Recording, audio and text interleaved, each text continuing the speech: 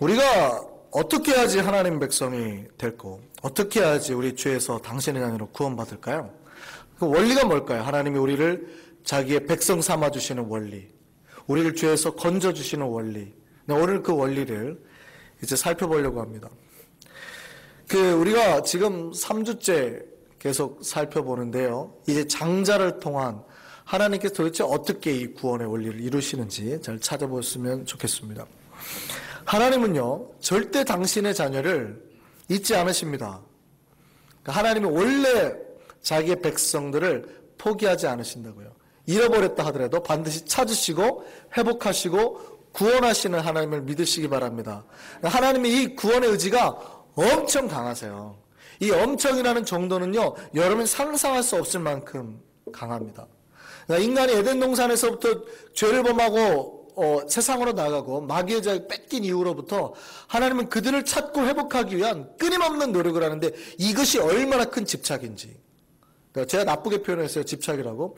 그런데 하나님이 그거를 찾으려는, 자신의 백성을 찾으려는 마음이 인간의 힘으로는 상상할 수 없을 만큼의 사랑이라고요.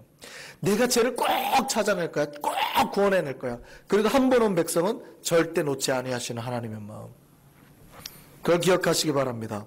그래서요, 하나님은 자기의 백성에 대한 소유권을 반드시 잡습니다. 그러니까 내 것, 이건 내 거야, 이건 내 거야라는 하나님의 절대 소유권이 있어요. 이거 절대 안 뺏기세요.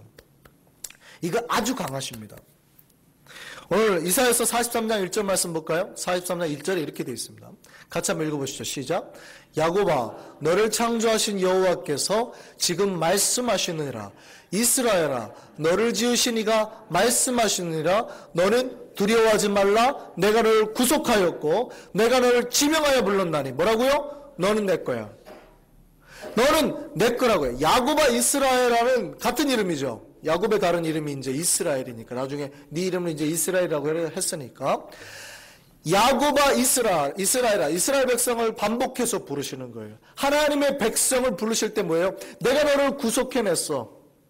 내가 너를 건져냈어. 내가 너를 구원해냈어. 그러니까 이제 넌 누구 거라고요?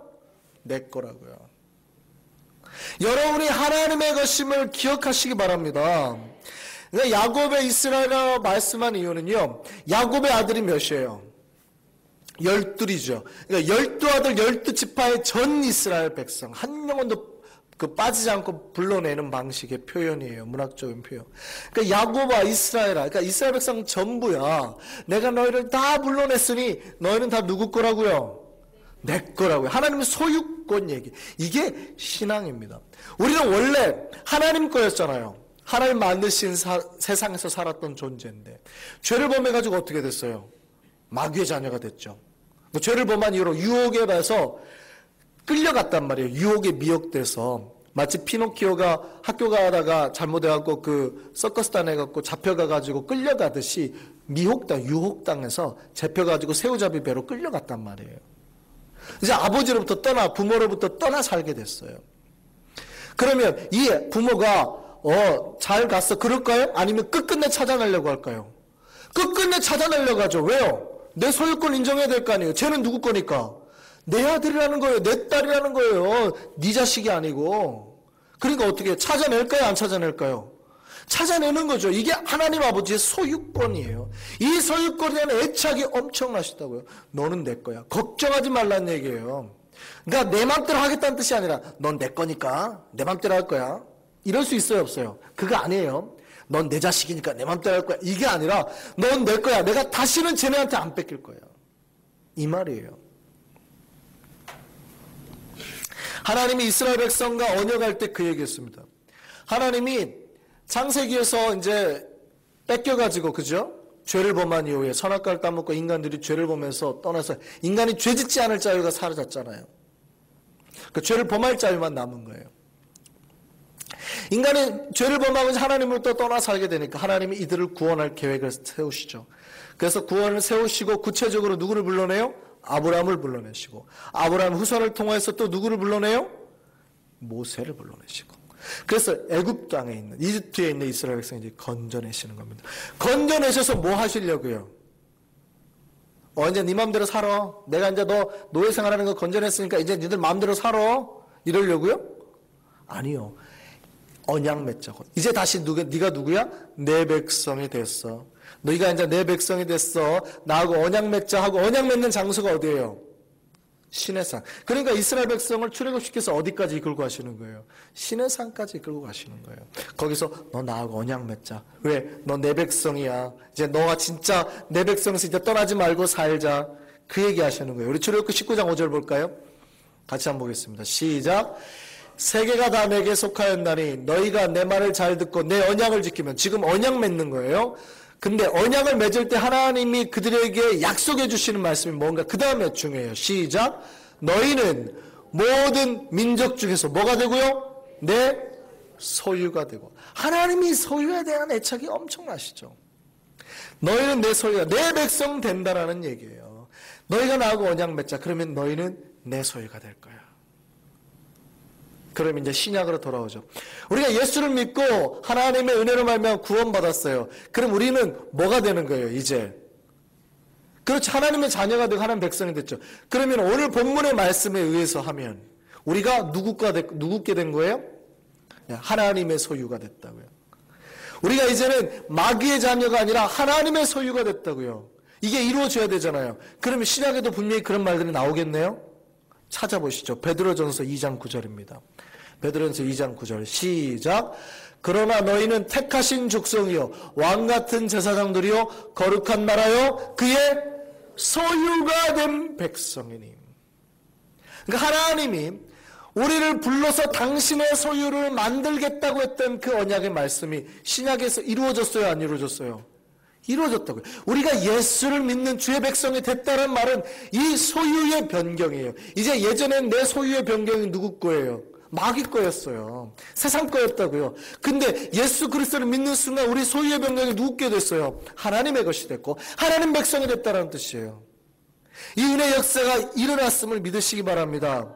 굉장히 중요해요. 하나님은 소유권에 대한 강한 애착을 보이신다는 거 기억하시고 오늘 본문으로 들어가시죠. 우리가 3주째 지금 장자의 죽음을 살펴보고 있다고 했습니다. 하나님이 출애굽하실 때 10가지 재앙을 내렸다고 그랬죠. 마지막 번째 재앙이 뭡니까? 예, 장자의 죽음이에요. 하나님이 이제 하도 이제 바로 왕이 안 내보내주니까 10번째 재앙을 내리는데 뭐예요? 큰아들을 죽이겠다 그런 거예요. 모든 바로 왕의 자식부터 감옥에 갇힌 자까지, 그러니까 뭐 부자든 뭐 귀천한 자든 범죄인은 상관없이 모든 큰아들을 다 죽이겠다. 뿐만이 아니고 가축의 첫 새끼도 다 죽이겠다. 수컷은 다 죽이겠다. 장자니까 아들을 다 죽이겠다는 거예요. 하나님 약속하셨죠. 이스라엘 백성이 뭘 약속하셨습니까? 하나님의 언약대로 1년 된 흠없는 어린 양을 잡아서 그 피를 문설주 임방에 바르기만 하면, 문 앞에 바르기만 하면 그 아들이 살아난다고요? 안 살아난다고요? 살아난다. 이게 언약이라고 그랬잖아요. 그래서 이스라엘 백성이 그 피를 바름으로 자기의 큰아들이 살아나게 됐어요. 그러면 여기서 생각해 보시죠. 죽어야 될 큰아들이 살아났으니까 누구의 은혜로 살았어요? 하나님의 은혜로 살았어요. 그럼 여기서 보시죠. 이 소유에 대한 애착이 강하신 하나님께서 이 큰아들을 가만두실까요? 큰아들 누굴 거라고 그럴까요? 예, 하나님 거라고 주장하시는 거예요. 큰아들을 하나님 거라고 주장한다고요. 출애굽기 13장 12절 보세요. 시작. 너는 태에서 처음 난 모든 것과 내게 있는 가축의 태에서 처음 난 것을 다 구별하여 여호와께 돌리라. 다 돌리라. 왜요? 수컷은 여호와의 것이. 장자는 하나님 거라고요. 이거 기억하시기 바랍니다. 여러분 큰아들은 다 하나님 겁니다. 예수 그리스도를 믿는 백성들은 다 큰아들은 누구 거예요? 하나님 거예요. 하나님께 내놓으셔야 됩니다. 여러분 게 아니에요. 하나님 겁니다. 큰아들은 다 하나님께 바쳐야 된다고요. 또 긴장하시네. 제가 웃으시라 그랬잖아요. 항상. 큰아들 하나님 거예요. 잊지 마시기 바랍니다. 여러분이 구원받고 하나님 백성이 됐을 때 기억하실 때 큰아들은 하나님 거예요. 하나님께 드려야 된다고. 여러분 게 아니에요.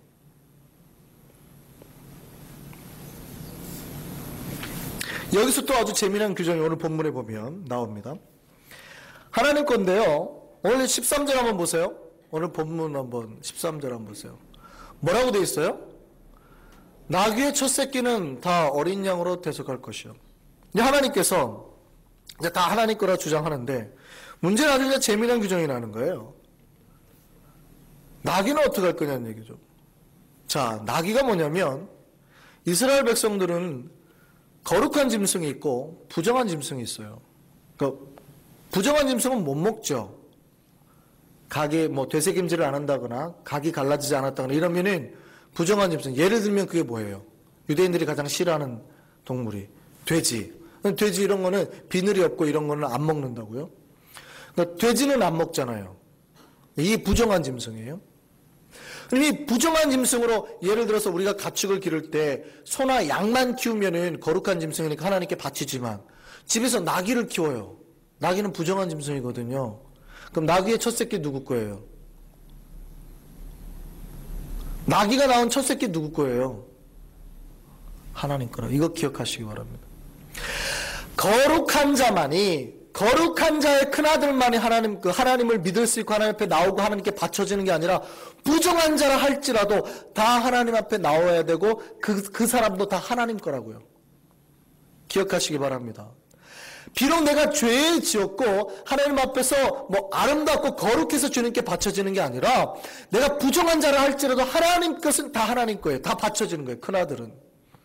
기억하시기 바랍니다. 근데 그냥 드릴 수 있어요? 없어요? 없으니까 하나님이 독특한 재미난 규례를 주시는데 나귀 첫 새끼는 그냥 주지 말고 체인지를 해가지고 어린 양으로 바꿔서 하나님께 드려라. 그래서 오늘 본문에 뭐래요? 나귀의 첫 새끼는 다 어린 양으로 뭐 하라고요? 대속하라고요. 중요한 얘기입니다. 오늘 본문에서 이 대속이라는 단어에 집중하셔야 돼요. 그 다음에 출애굽기 13장 15절 볼까요? 똑같이 말해요. 아들을 어떻게 하느냐? 자, 그 밑에 보세요. 밑에쯤 보세요. 처음 난 모든 수컷은 내가 여호와께 제사를 드려서 내 아들 중에 모든 처음 난 자를 다 어떻게 하리니? 대속하리니.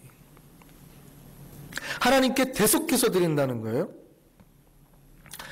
지금 하나님께서 나귀 새끼를 받으시기는 받으시는데 그냥 받지 아니하시고 어떻게 해요?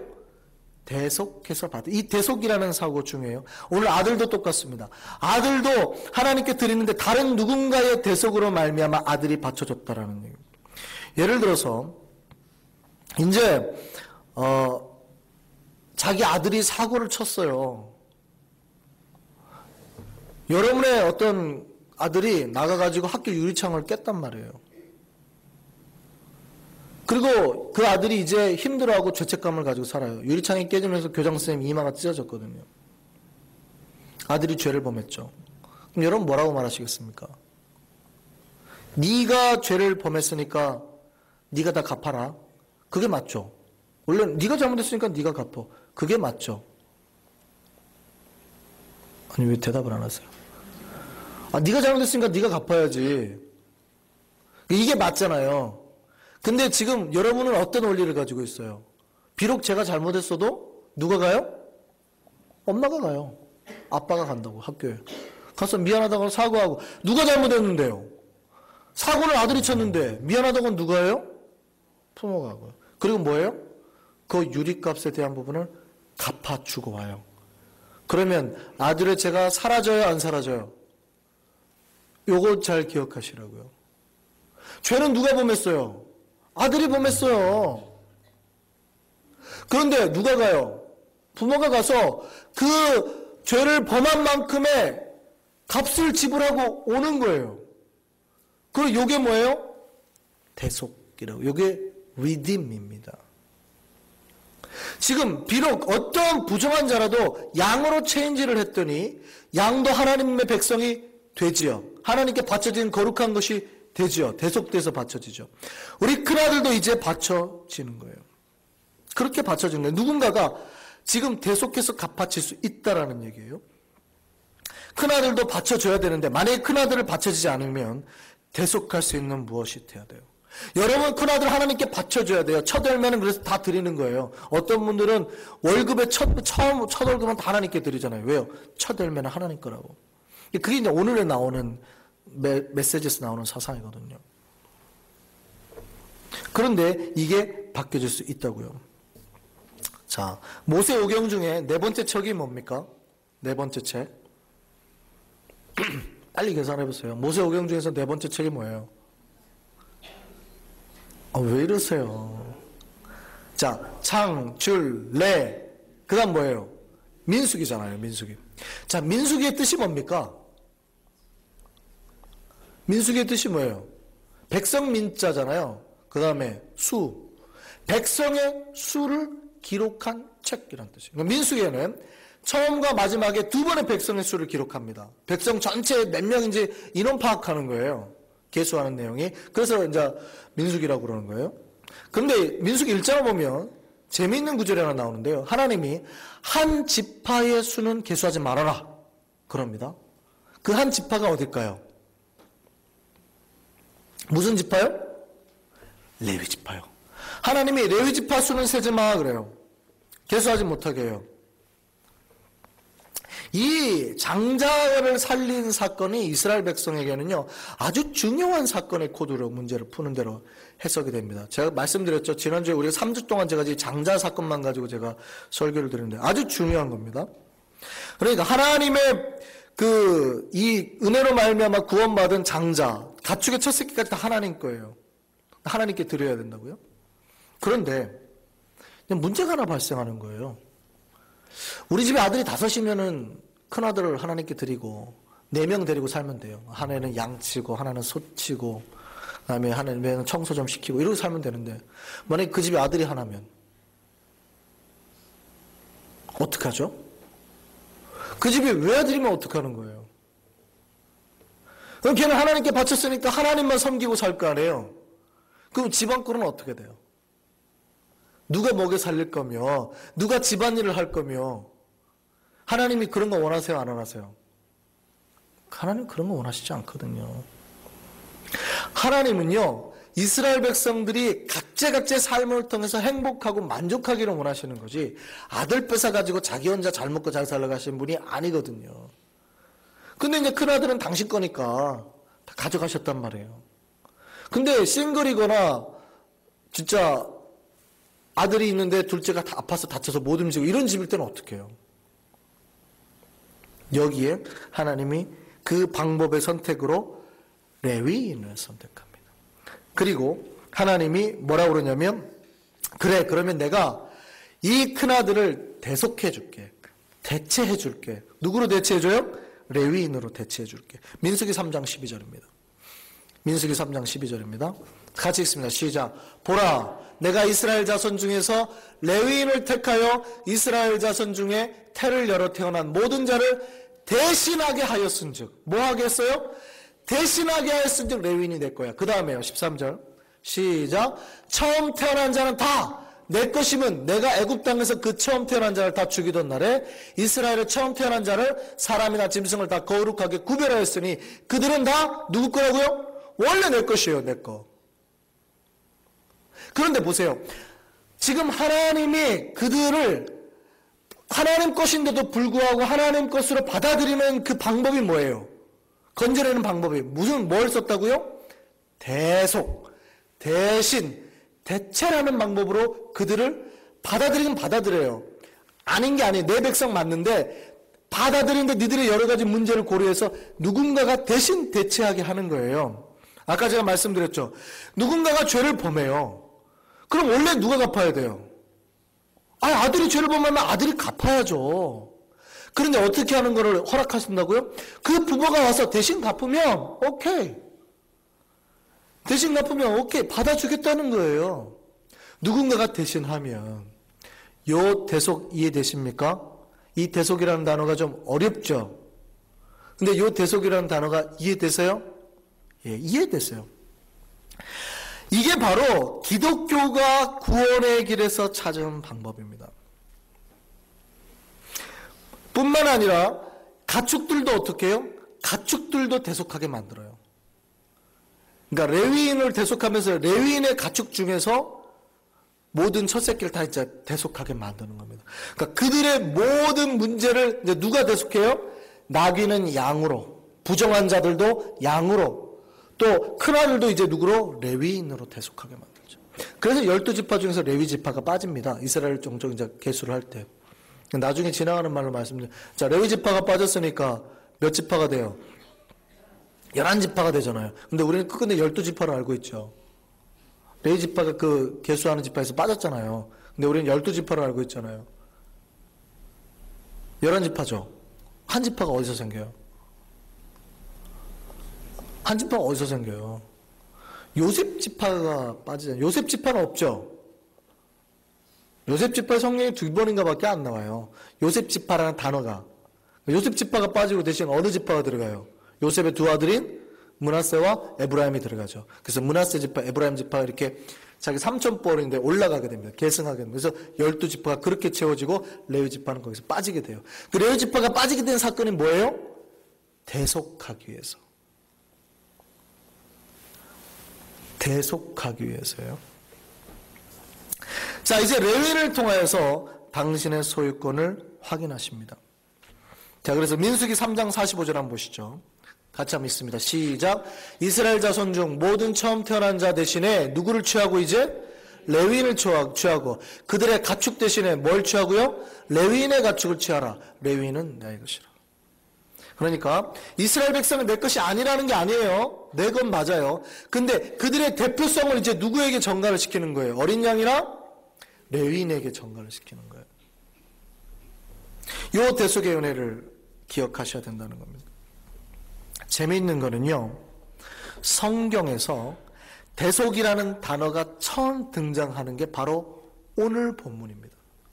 우리가 예수께서 우리를 대속하셨다 그런 말 잘 쓰잖아요. 대속하신 구세주가 우리를 살렸네. 그 말이 리딤이죠. 누군가 나를 대신했다는 뜻이죠. 그 리딤이죠. 그 대속이라는 첫 단어가 나오는 게 어디예요? 바로 오늘 출애굽기 본문이에요. 이 장자를 대신해서 뭐 해요? 예, 짐승의 첫 새끼를 바꾸고 그다음에 이 레위인으로 이 대치하는 과정. 지금 하나님이 구원해내는 역사, 하나님의 백성의 소유로 만드는 역사의 과정이 어떻게 나오는지 알겠어요? 무엇을 통해서 지금 하나님이 내 백성 삼으시는지 아시겠냐고요? 저 사람은 내 백성 만드는 거 맞아요. 소유에 대한 애착이 강하시다고 그랬잖아요. 저 죽어가는 저 부정한 자는 내 백성 만들어야 되는데 부정한 자가 그대로 들어오면 안 되는 거예요. 대속의 과정을 통해서 뭔가가 해결이 돼야 되는 거예요. 그들을 내 백성 삼는 과정이 중요한 사건이 하나가 필요한데 그 중간에 매개체로 삼는 게 뭔지 아시겠어요? 대속이라고요. 대속. 예를 들어서 쉽게 아까 내 아들이 가서 나 사고를 쳤어요. 근데 그 문제를 해결하는 과정이 뭔지 아시겠어요? 대신 누군가가 가서 그가 원래 미안하다고 하고 그가 돈 갚아야 되고 그가 물어줘야 되죠. 근데 누가 가요? 부모가 가서 대신 갚아줌으로 해서 그 문제를 해결하는 거예요. 이게 기독교에서 하나님이 선택하신 하나님 소유의 백성으로 죄책감에서 벗어나게 하는 방식이라고요. 이해되시나요? 이걸로 우리가 죄에서 벗어날 수 있다고 믿으시나요? 그렇습니다. 어떤 사람은 그러죠. 죄에서 벗어나려면 너 죄에서 벗어났더니 끝끝내 자기는 상처받는 거죠. 아빠가 갚았어. 걱정하지 마 아들아. 그러면 아들이 어떻게 해요? 처음에는 불안하겠죠. 막 불안해서 막 떨다가 내가 유리창 떼었고 교장선생님 다쳤는데 막 불안해 떨다가 아들이 가서 아버지가 가서 너 왜 그래? 아빠 사실은 이러이러한 사고 쳤어요. 그래? 나랑 같이 가자. 걱정하지 마. 하고 아버지가 가가지고 해결하고 다 갚아주고 치료비까지 다 물어주고 왔어요. 그러면 그 불안과 고통 속에서 이제 해방돼요, 안 돼요? 해방되죠. 자유예요. 내 아버지가 다 갚아줬어요. 미안한 마음은 있지만 다 갚아줬어요. 그러면 어떻게 해요? 감옥 갈 일도 없고 이제 자유하는 거예요.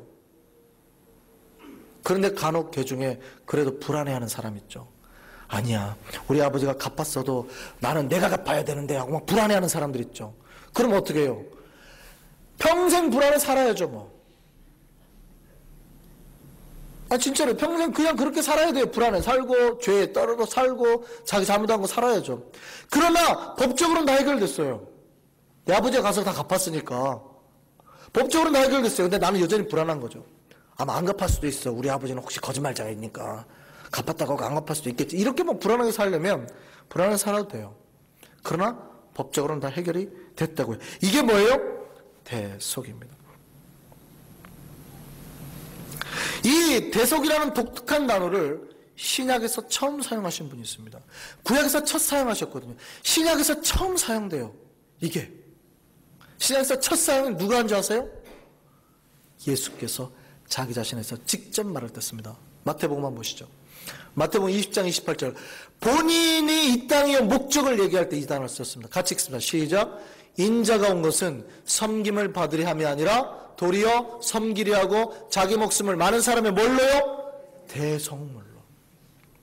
예수께서 이 땅에 오신 목적이 뭐예요? 저 죽어가는 백성들, 마귀의 자녀들을 다시 하나님의 소유권 이전하려고요. 하나님 백성은 소유권 이전을 하겠다는 거예요. 이게 아버지의 목적이니까. 예수는 이 아버지의 목적을 이루기 위해서 오셨으니까. 그러면 저 죽어가는 백성들 하나님의 소유로 이전하려고 하는데 이전할 수 있는 방법이 뭐예요? 누군가가 그들이 지은 죄만큼 대속해야 되는 거예요. 근데 그걸 누가 하겠다고요? 내가 하겠다고요. 내가 대신 대속하겠다고요. 이게 기독교의 원리입니다. 우리가 하나님의 구원의 백성이 될 수 있는 원리가 뭐예요? 여러분 죄에서 벗어날 수 있는 원리가 뭐예요? 여러분이 그걸 갚을 수 있어요? 여러분이 저거 갚을 수 있냐고요? 저 깨진 유리창 갚을 수 있어요? 제가 예를 들어서 깨진 유리창이라고 그러지만 여러분이 큰 죄를 저질렀어요. 옆집 아저씨 차를 불태웠어요. 어떡할래요? 갚을 수 있어요? 어린아이가 어떻게 갚아요? 10살 배기 아이가 못 갚는 거예요. 그럼 어때요? 불안에 떨어 살아야죠. 언제 감옥에 갈지 모르는 고통 속에 떨어 살아야 되죠. 방법은 뭐예요? 간단하죠. 아들 걱정하지 마. 아빠가 다 갚아줄게.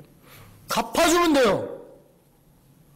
그러면 이 아이가 불안으로부터 해방될 수 있다는 사실을 믿으십니까? 예수께서 전 인류가 죽어가는 고통 속에 있을 때 하나님 백성 소유권 이전시켰어요. 하나님 백성 만들었어요. 그 방법으로 선택한 게 뭐라고요? 대속 선택했다. 대속.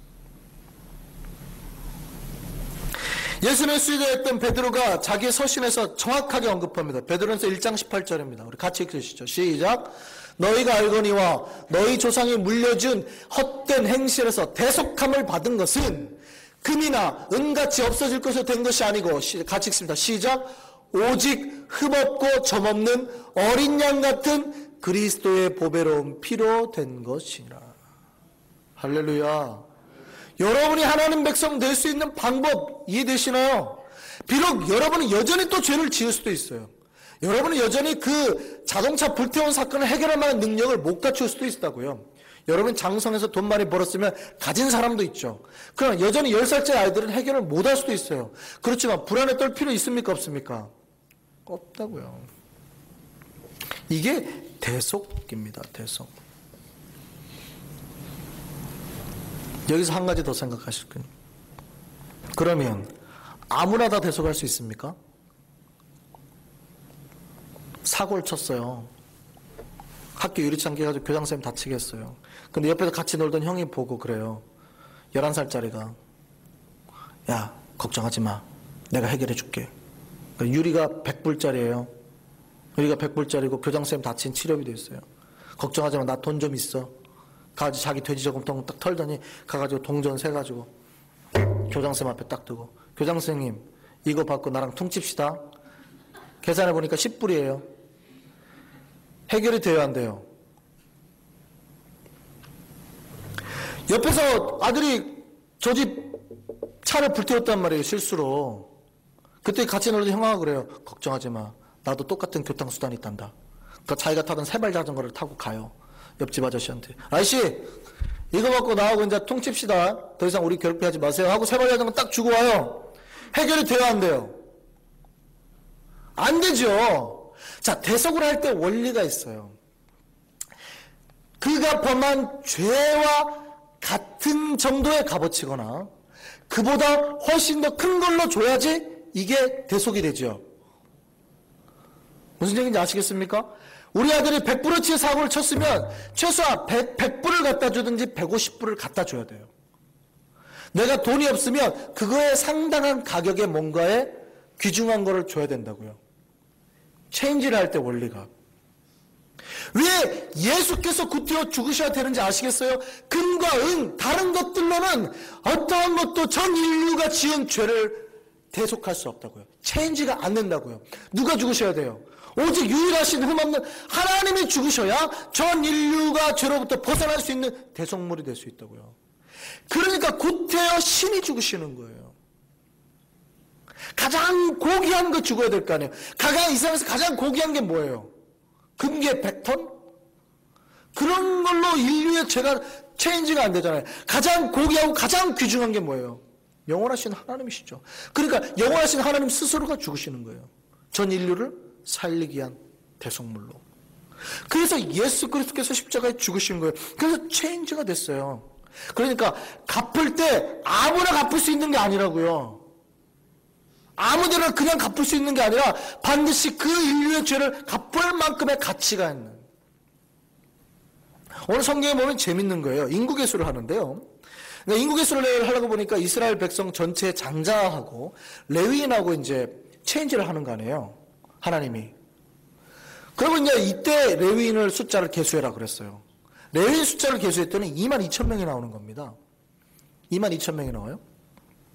그런데 이스라엘 백성 전체 수를 계산해 보니까 22,273명이 나오는 겁니다. 수가 맞아요, 안 맞아요? 자, 다시 한번 보시죠. 민수기 3장 39절입니다. 같이 읽습니다. 민수기 3장 39절. 예, 3장 39절. 시작. 모세와 아론이 여호와의 명령을 따라 레위인의 각 종족대를 계수한즉 1개월 이상 된 남자가 모두 몇 만이에요? 22,000명. 그 다음에요. 그랬더니 다시 1개월 이상으로 계수된 태어난 이게 이스라엘 백성 전체예요. 남자의 총계가 22,273명이에요. 자, 계산 빨리 해보시죠. 지금 몇 명의 오차가 납니까? 273명. 레위인은 22,000이고 저기는 223명이 더 많아요. 그럼 우리는 그러죠. 아유, 퉁칩시다. 그 정도 숫자 가지고 퉁칩시다. 그럴 수 있다고요, 없다고요? 안 된다고요. 똑같거나 더 커야 돼요. 차라리 대속하려는 물이 더 커야 된다고요. 대속하려는 재물이. 우리는 그러죠. 퉁칩시다. 아이고, 우리 목사님 정도면 얼굴도 잘생겼고 얼마나 신실하신데 저 사람 대신 우리 목사님 죽이고 우리 살았다고 칩시다. 그럴 수 있어요, 없어요? 없다고요. 절대 그럴 수가 없어요. 하나님 절대 그렇게 못하게 하셨어요. 273명 어떻게 하면 될까요? 그랬더니 쟤들은 속전을 내게 해라. 반드시 내서라도 대속하는 뭔가가 필요하다. 갚고 값을 갚으라. 돈 내라 그래요. 값을 갚아 자기 생명의 속전을 내게 만들었어요. 이게 무슨 방식인지 아시겠어요? 다른 누군가 그냥 퉁칠 수 없어요. 반드시 누군가 구원받을 때 대속하려는 재물이 필요하고 중간 대상자가 필요하다라는 거예요. 우리 구원에 대충이 없어요. 우리가 덤으로 구원받을 수 있는 게 아니라 정확한 계산 후에 구원받는 거예요. 그러니까 여러분의 어떤 것보다 하나님의 십자가의 구원, 예수님의 보혈의 피가 훨씬 크기 때문에 여러분 구원받는 겁니다. 한성교회가 구원받으니까 나도 이 자리에 앉아있으면 나도 덩달아 구원받겠지. 어림없습니다. 내 가족이 다 예수 믿으니까 나도 예수 믿어갖고 우리 엄마 교회 다닐 때 나도 치마도 붙들고 다니면 나도 구원받겠지. 어림없다고요. 구원은 덩달아 껴얹을 수 있는 게 아니에요. 반드시 그 사람 한 명 한 명에 대한 대속이 필요해요. 정확한 내가 예수 그리스도의 대속으로 말미암아 구원받은 은혜가 명확하게 체인지가 된 게 명확하게 필요하다고요. 한두 명 빠진다고 그냥 대충 퉁칩시다. 하나님 내가 이렇게 신앙생활 15년 했으면 됐지. 내 아들도 퉁치고 넘어갑시다. 안 된다고요. 기억하시기 바랍니다. 반드시 예수 그리스도 피로 한 영혼 한 영혼이 다 대속을 받으셔야 돼요. 이 예수께서 대속하셔서 속죄 어린 양이 돼서 십자가에 달리셨습니다. 주님 흘리신 그 속죄 피로 우리 모두가 죄 용서 받았음을 믿으시기 바랍니다. 이게 기독교가 가지고 있는 대속의 은혜예요. 누군가가 죄를 벗어나기 위해서는 대속으로 말미암아 가능하다는 거예요. 스스로 벗어날 수 없어요. 그 아들의 죄를 덮고도 남을 만한 아버지의 사랑과 은혜가 필요한 겁니다. 우리가 죄를 범했어요. 우리가 대속할 수 있는 방법이 뭡니까? 우리 스스로 그 죄에서 벗어날 수 있어요? 없어요. 우리의 죄를 덮고도 남을 만한 아버지의 사랑이 그 위에 덮어져야 대속된다는 얘기입니다. 이것이 예수 그리스도의 피임을 믿으시기 바랍니다. 이게 대속의 은혜예요. 이게 기독교가 가지는 대속의 은혜입니다. 여러분이 대속의 은혜를 말하면 하나님의 백성 됐음을 믿으시기 바랍니다. 그걸로 뭐 해야 됐어요? 이제 여러분이 하나님의 소유로 이전됐어요. 그러니까 이제 어떻게 사셔야 돼요? 기쁨의 삶, 은혜의 삶. 또다시 죄를 범하면 돼요, 안 돼요? 안 되려고 노력하는 거예요. 왜요? 우리가 노력함으로써 의로워지는 게 아니에요. 보세요. 내가 다시는 안 해줘야지. 내가 교장선생님 유리창 깼는데 다시는 안 깰 거야. 다시는 안 깰 거야. 결단한다고 해서 내가 과거에 유리창 깬 사건이 없어져요? 내가 구원받을 수 있냐고요? 그 죄가 사라지냐고요? 나는 절대 나쁜 일 안 해야 돼. 내가 수행을 하는 거예요. 하루에 5시간씩 수행하고 내가 매일 이제 거룩하게 살아야지 한다고 해서 내가 예전에 내가 다시는 유리창 안 깨야지 매일 반성문 쓰는 거예요. 다시는 유리창 안 깨야지 했다고 해서 내가 유리창 깬 것이 갚아졌어요? 안 갚아졌어요. 내가 과거에 지은 죄, 앞으로 지을 죄까지 반드시 누군가가 끊임없이 대속하셔야 된다고요. 갚아야 되는 거예요. 우리가 하나님의 그 소유로 대속받았음을 믿으시기 바랍니다. 그러니까 이제 어떻게 살아야 돼요? 주의 소유된 백성답게 거룩하고 아름답고 또한 행복하고 기쁘게 사는 저와 여러분 되기를 바랍니다. 그러니까 크리스찬의 삶은 억누르면 안 돼요. 웃으시기 바랍니다. 개오셔서 인상 쓰시면 안 된다고요. 하나님이 나를 자유하게 했으니 행복하고 만족하고 이제 자유자처럼 사세요. 억누르지 마시라고요. 억누르는 건 마귀예요. 엄마 네가 잘못해놓고 니네 아빠가 그랬다고 네가 돼? 얘 나쁜 놈아 이리 와. 계속 꿰는 거죠. 누가 하는 거예요? 마귀가 하는 거예요. 하나님의 은혜와 기쁨이 우리에게 충만하게 넘치기를 바랍니다. 우리 모두 하나님의 소유로 살 수 있는 우리 모두가 되기를 간절히 바랍니다. 기도하겠습니다.